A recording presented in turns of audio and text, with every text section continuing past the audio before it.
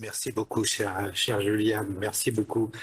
Je vais essayer d'être extrêmement synthétique pour garder un temps du débat. Donc, ne vous étonnez pas sur certains raccourcis que je vais volontairement faire en la matière. J'ai essayé d'aborder dans ce temps très contraint la question des magistrats du procès Pétain.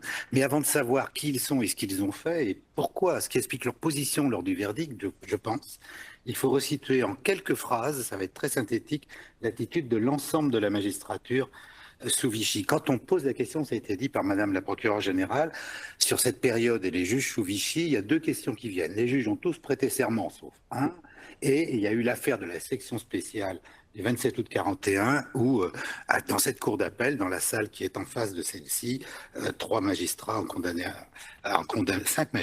à mort trois communistes.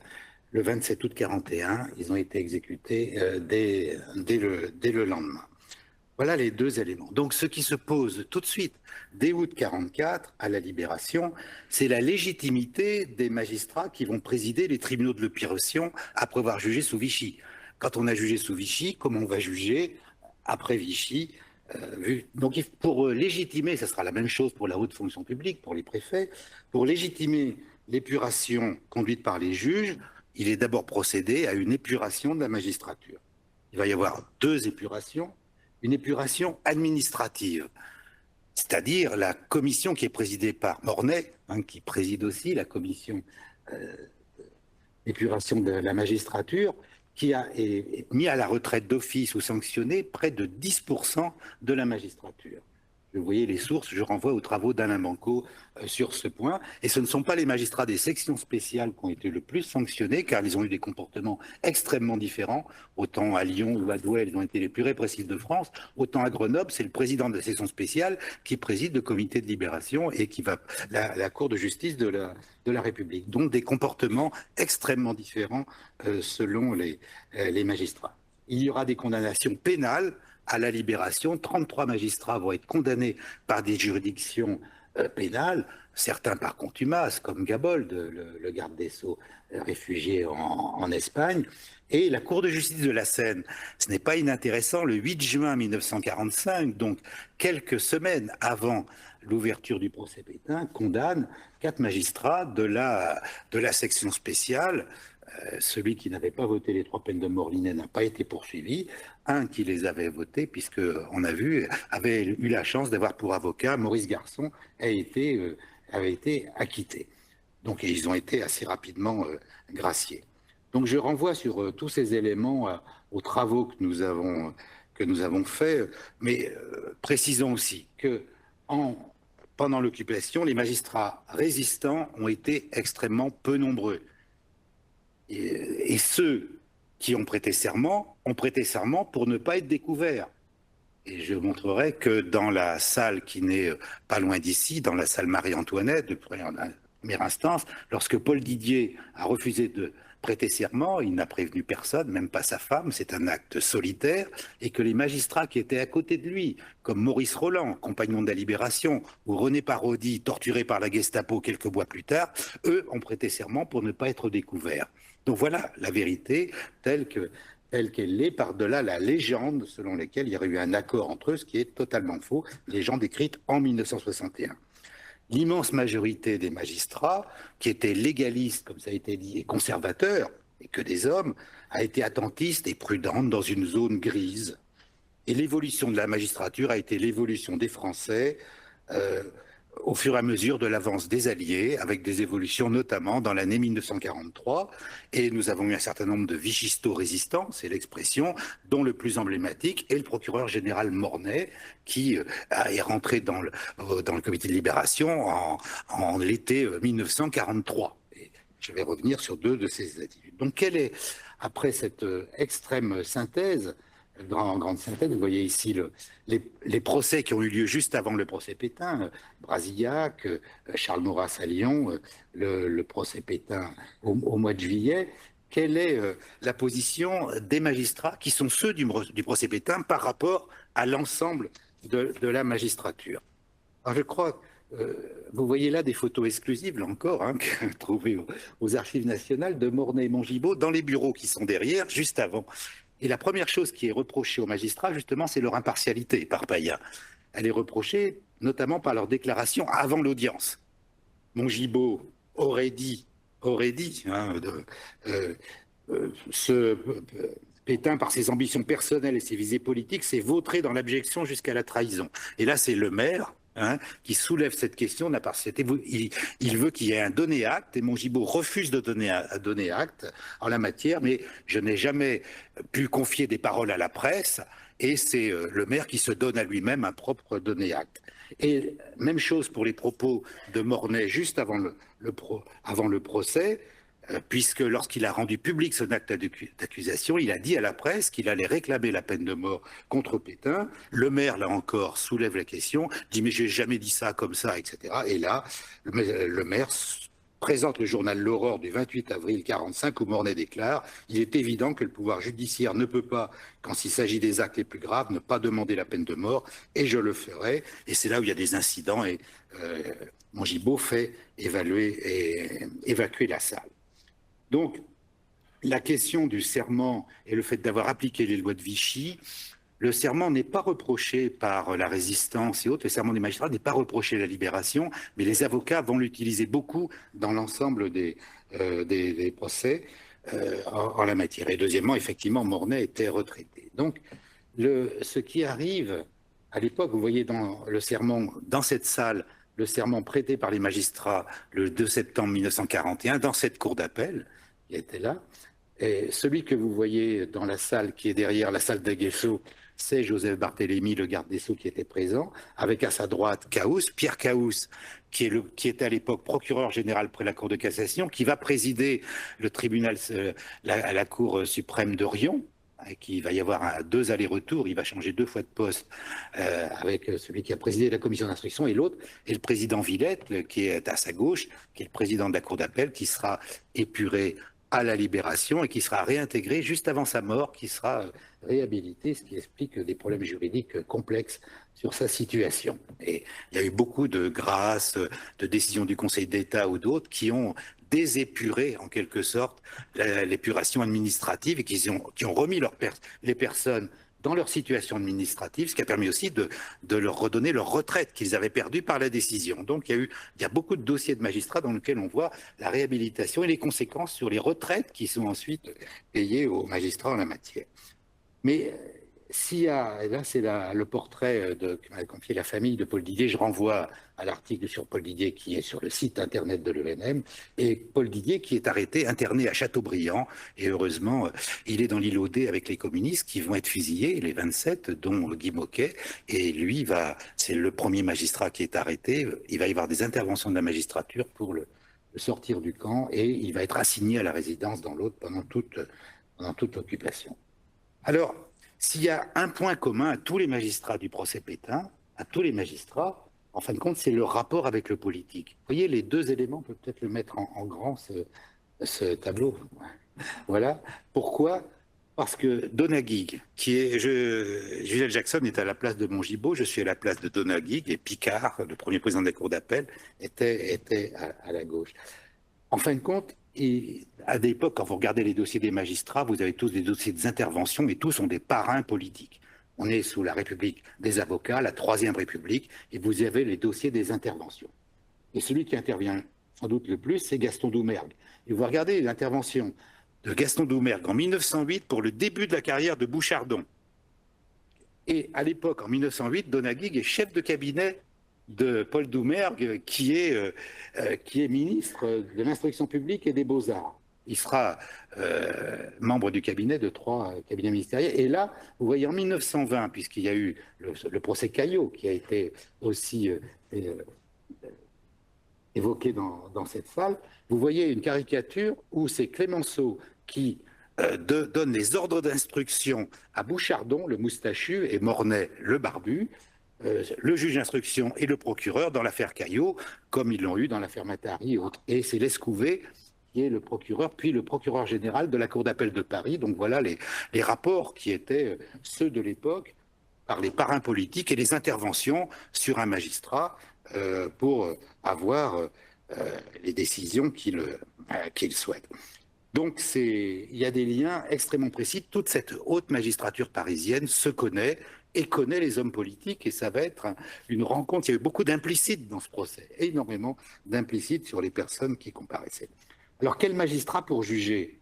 Vous avez Bouchardon, que j'ai montré tout à l'heure, et qui, effectivement, avait publié dans Je suis partout, le 20 juin 1942, l'ouvrage le plus antisémite qui existe, mais comme il écrivait beaucoup de livres, il faisait de la publicité et il a des propos antisémites dans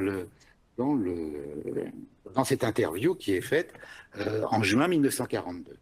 Et là, vous voyez, lorsqu'il est nommé président de la Chambre de l'instruction, il y aurait eu l'accord de De Gaulle et du cabinet de De Gaulle, que ce soit Mornay, l'avocat, le procureur général, et Bouchardon, le juge d'instruction. Mais ce n'est pas lui qui est désigné au départ, parce que son fils est arrêté et déporté. Ça, c'est le document.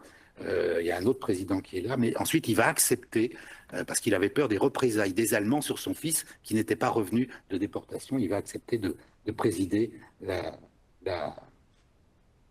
commission d'instruction. Alors pourquoi ces 3 magistrats pour juger? Eh bien parce que les textes font que la Cour de justice, la Haute Cour, le président et le premier président de la Cour de cassation, le premier assesseur et le président de la Chambre criminelle de la Cour de cassation, et l'assesseur de gauche et le premier président de la Cour d'appel de Paris. Oui, mais le premier président de la Cour de cassation, Frémicourt, oui, c'est ça, a été suspendu puisqu'il a été garde des Sceaux du maréchal Pétain juste pendant l'Exode. Il a appris, alors que la Cour de cassation était à Angers, qu'il était nommé garde des Sceaux. Il a été quelques semaines juste avant le 10 juillet.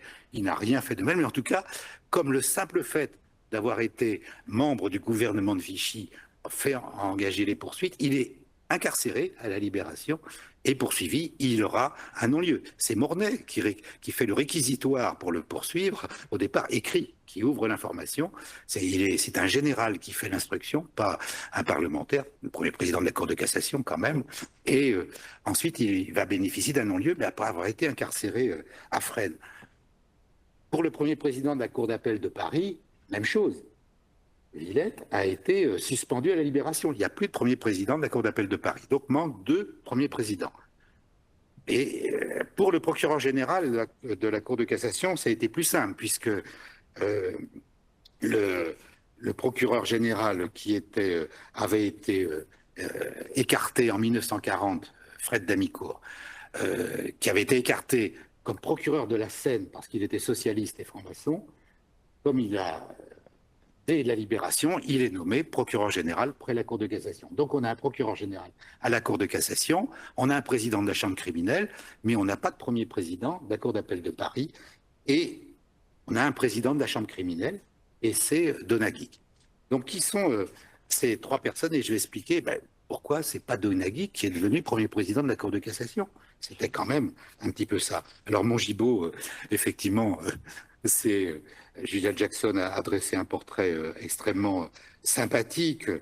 Quand on regarde l'éloge qui a été fait de Mongibaud à la Cour de cassation, vous avez à chaque fois des dizaines de phrases d'éloge sur ce qu'on dit de lui pendant les procès de la Libération. Il a quand même jugé plusieurs procès, dont Pétain, Laval, etc.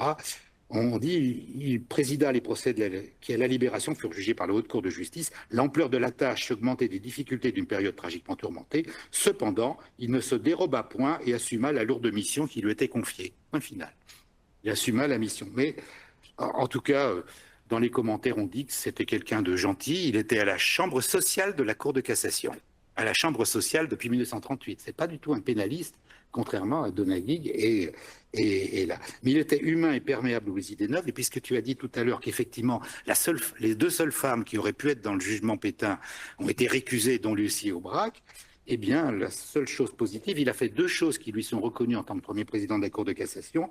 Accueillir la première femme, Madame Béquignon-Lagarde, à la Chambre sociale, et c'est un homme aux idées ouvertes, ça a été dit, et sa grande œuvre, c'est le fichier de jurisprudence qui devient ensuite les dossiers du SDER, voilà, qui est là. Donc voilà les grands actes de cela. Et un magistrat résistant dont on a retrouvé le journal, qui s'appelle Max Gibert, va encore plus loin que ce qu'a dit Julian Jackson dans ses mémoires, parce qu'il y a eu plusieurs magistrats pressentis sans doute 7 qui ont été pressentis pour présider le procès Pétain. Mais ce que dit Max Gilbert, qui est un grand magistrat résistant, pas assez connu, voilà ce qu'il dit de Mongibaud. C'est comme Maurice Garçon. Il n'était pas dénué d'intelligence, mais d'une paresse maladive poussée à un degré inouï. Donc, le problème, c'est, on le voit bien dans les questions qu'il pose, il ne connaît pas bien le dossier, et dans le dossier Laval, ça va être une catastrophe absolue. Alors pourquoi Mongibaud pour présider? Eh bien, il y a eu d'autres candidats, et un qui aurait pu être candidat, c'est effectivement Léon Lioncan. Pourquoi Léon Lioncan? Eh bien, il était avocat général à la Cour de cassation en 1940, et il était exclu parce que juif. Il a pu partir, il avait ses petits-enfants cachés, vous trouvez là aussi un article très complet sur lui, et il a perdu pendant la guerre ses 3 enfants. L'un, avocat au Conseil, qui est mort à Auschwitz, et les 2 autres dans les combats de la libération, dans les troupes de la résistance. Donc et il revient, et bien sûr, il est réintégré dès 1944 pour devenir conseiller, puis président de chambre. Il aurait pu être nommé président. Et c'est lui qui m'a dit, Pierre Lioncan et d'autres, qui refusent. Et on dit un juif pour présider le procès. Enfin, c'était ça. Non, en tout cas, mais c'était lui qui était sans doute un des candidats naturels. Donc, en fin de compte, Mongibaud a été un candidat par défaut. Et en janvier 1945, on le nomme à titre provisoire et ensuite on le nomme premier président de la Cour de cassation pour présider le procès. Pour le présider le procès Pétain. Là, vous avez le document de la requête et ça montre bien la mentalité des hauts magistrats par rapport à Pétain. Ceux qui ont fait la guerre de 14-18, c'est Léon Lioncan qui écrit au maréchal après son exclusion. Il y a beaucoup de lettres des magistrats juifs, des 77 magistrats juifs qui ont été exclus. Vous avez le chiffre ici, 77 qui ont été exclus uniquement parce qu'ils étaient juifs, sur 294 magistrats exclus en 40. De francs-maçons, socialistes ou républicains, tout simplement, dont 77 juifs qui sont exclus, dont Léon Lioncan, et qui écrit « Je remets entre vos mains, monsieur le maréchal, le sort de cette requête, avec mon hommage très respectueux, etc. » Et vous avez une note du cabinet du maréchal Pétain qui dit « Juifs qui protestent ne pas répondre, transmettre au cabinet. » Alors, le magistrat qui aurait dû présider, c'est le président de la chambre criminelle, ça aurait été tout à fait naturel, qui est Charles Donaguig. Mais en regardant effectivement Charles Donaguig et son histoire, j'ai trouvé son histoire au cabinet de Paul Doumergue dès 1808-1809, ce magistrat extrêmement brillant, qui avait une personnalité extrêmement forte, qui est décrit par Guy Ressa, que a utilisé aussi dans son excellent livre Joe Jackson, grand svelte, qui tenait de ses origines latines le profil pur et le port altier d'un consul romain. Son apport était distant, il fixait sur le visiteur pour le jauger un œil d'acier qu'il adoucissait s'il venait accorder son estime. C'est vraiment un haut magistrat impérieux, et pendant tout le procès, il va avoir une attitude de, Juliane le dit bien, de repli par rapport au procès. Il ne va pas participer, etc., ça, avec un recul. Mais je crois savoir pourquoi. Et en plus, il connaissait absolument tous les politiques qui étaient là. Parce qu'il a été procureur général de la Cour d'appel de Paris entre 1928 et 1934. Et auparavant, il avait été directeur des affaires civiles et directeur du personnel à la chancellerie. Et directement de la chancellerie, il a été nommé procureur général. Donc il connaît bien le monde politique, et Gaston Doumergue l'a beaucoup aidé au départ dans sa carrière. Il en est le secrétaire particulier, il est considéré comme un magistrat républicain. Et il va être dans 3 cabinets ministériels, dès 1921 par exemple, et là c'est le document où il va écrire ici, voilà, 1921, il est chef de cabinet du ministre de l'Intérieur en 21. Là, il s'occupe de comment se faire remettre la Légion d'honneur qui s'est fait obtenir quand il était au cabinet du ministre de l'Intérieur, par le ministre de l'Intérieur. Donc c'est vraiment un personnage très important, et tout son temps où il va passer au parquet général, il va avoir des affaires considérables. Toutes les affaires politico-financières de la Troisième République, juste avant l'affaire Stavisky. Et vous regardez que son point de départ, c'est 1934, après les émeutes du 6 février 1934. Et donc c'est ça que je vais juste dire un mot. Il est impliqué dans toutes les grandes affaires, et le document que vous avez sur la droite, c'est un extrait, je l'ai juste mis, de la commission parlementaire sur l'affaire Stavisky. où il justifie, parce qu'en fin de compte, il y avait l'affaire Oustric, la première, l'affaire de banquier Oustric, et en fin de compte, le garde des Sceaux, Raoul Perret, était l'avocat d'Oustric.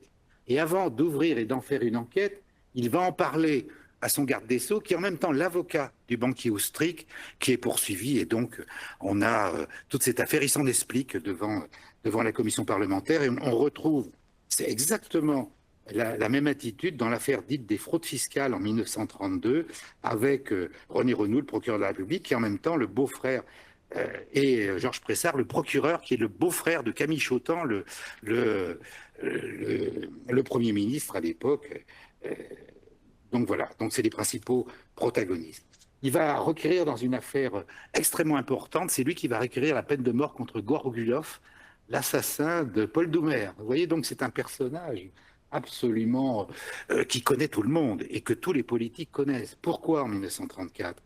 Eh bien parce que là, il est procureur général à la Cour d'appel de Paris, il va être promu à la Cour de cassation comme conseiller, et on va le faire partir juste après les émeutes parce qu'il s'oppose au gouvernement. Il s'oppose à qui? Il s'oppose à Daladier parce qu'il ne veut pas poursuivre les communistes au titre d'un complot communiste, et il va répondre très fermement. Donc, il s'oppose à Daladier, il fait tomber le gouvernement de Daladier en quelque sorte, et qui devient chef du gouvernement? Paul Doumergue. Et donc, ça veut dire qu'il est parfaitement dans tous les débats politiques. Et ce rassemblement, tous les témoins qui viennent se justifier, qu'a excellemment présenté Julia Jackson, Paul Reynaud, Daladier, ils se connaissent tous. Et ils connaissent parfaitement tous Donaguig pour l'avoir eu. Et lui fait semblant de ne pas commettre grand monde. Et pourquoi est-ce qu'il n'est pas nommé, puisqu'il a été exclu en 1934 et qu'il est président de la Chambre criminelle? Mais j'ai essayé de regarder dans les jurisprudences de la Chambre criminelle et les décrets de nomination. Eh bien, parce qu'il est nommé président de la Chambre criminelle le 11 février 1942, et avec l'accord du cabinet de Pétain. Et donc, il a trouvé un document derrière qui est en allemand, sur lequel on ne communique pas aux Allemands, parce que c'est une nomination extrêmement sensible. Et à l'époque, le cabinet Pétain devait donner communication de toutes les nominations qui étaient là. J'ai trouvé, et donc il est nommé par Pétain président de la Chambre criminelle de la Cour de cassation. Donc c'est quand même difficile de le nommer ensuite président du procès qui va juger Pétain. Et vous avez une jurisprudence qu'on a trouvée du 2 décembre 1942. Il préside la Chambre criminelle de la Cour de cassation, qui est celle qui donne une interprétation expansive de la loi du 13 août 1940 sur les francs-maçons pour appliquer le statut de considérer les notaires comme des fonctionnaires dans une conception extensive du droit que je peux vous donner et qui est là et qui va les faire tomber sous le coup de l'exclusion par la loi du 13 août 40. Donc vous voyez que c'était difficile sans doute de le nommer là. Et le troisième assesseur, donc Paul Picard, que vous voyez à droite, c'était Villette en gris, le premier président qui est exclu de la Cour d'appel de Paris en août 44, et Paul Picard qui est nommé. Lui est un magistrat résistant.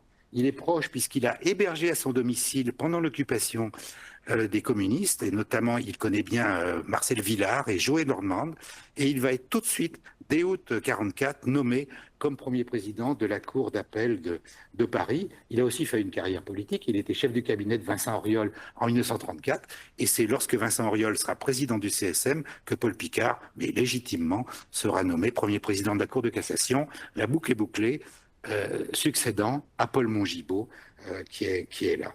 Donc c'est quand même étonnant parce que c'est lui qui va rédiger l'arrêt, et voilà Paul Picard, et là, c'est lui qui va rédiger l'arrêt qui va expliquer aux jurés la proposition qui est faite par les trois magistrats d'un commun à la surprise d'un certain nombre de jurés, de condamner Pétain à un bannissement de 5 ans avec une requalification pénale. Et cette question me semble extrêmement importante. Sur le cas Mornay, je n'ai pas le temps pour laisser du temps au débat, je vais être extrêmement rapide.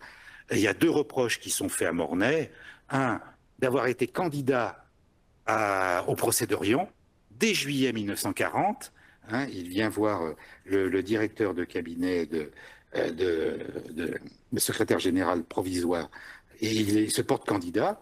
Et c'est pour ça, effectivement, tu l'as très bien expliqué, voilà la photographie de Caous qui lit dans Le Populaire que Léon Blum l'a mis en cause en disant les magistrats du procès d'Orion nous auraient sans doute condamnés. Caous lit cela dans le populaire, il demande à être entendu comme témoin et il vient témoigner en disant honnête magistrat. Caous, qui a été procureur général de la Cour de cassation et qui a présidé le tribunal suprême d'Orion, est suspendu, mais le voilà dans l'illustration et quand il était procureur général près de la Cour de cassation et lorsqu'il a présidé. Et là, vous voyez, c'est la condamnation qui est prononcée par le maréchal Pétain à la détention dans une enceinte fortifiée. Mais malgré cela, le procès d'Orion va quand même avoir lieu, présidé par Caous. Donc Léon Blum dit, mais à quoi il pouvait nous condamner de plus que la détention à perpétuité et la peine de mort, c'est tout.